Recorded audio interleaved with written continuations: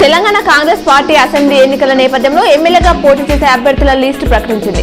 ఆర్మూర్ నుండి పొద్దుటూరు వినయ్ కుమార్ రెడ్డి, బోధన్ నుండి మాజీ మంత్రి సుదర్శన్ రెడ్డి, బాల్కొండ నుండి సునీల్ కుమార్, ముత్యాల పేర్లను ప్రకటించింది. వీరు రాబోయే ఎన్నికల్లో కాంగ్రెస్ పార్టీ తరఫున ఎమ్మెల్యే అభ్యర్థులుగా పోటీ చేయనున్నారు.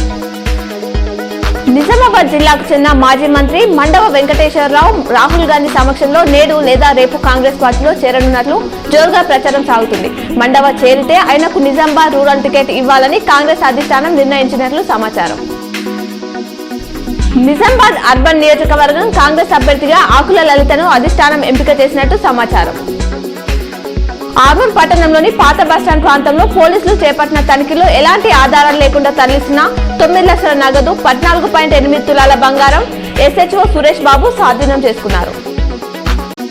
ఉమ్మడి జిల్లాలో ఏఐసిసి నేత 18, 19 తేదీలో పర్యటించనున్నారు.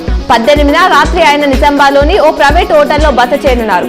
19న ఉదయం నిజామాబాద్ నగరంలో పాదయాత్ర చేయనున్నారు. మధ్యాహ్నం కామారెడ్డిలో పాదయాత్ర చేసిన అనంతరం హైదరాబాద్కు తరలి వెళ్లనున్నారు.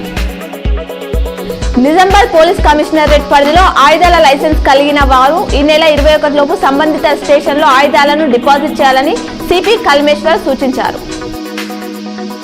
నిజామాబాద్ అర్బన్ నియోజకవర్గంలో దేవి నవరాత్రి ఉత్సవాలు ఆదివారం ప్రారంభమయ్యాయి. పలువురు భక్తులు భవానీ మాత దీక్షలు చేపట్టారు.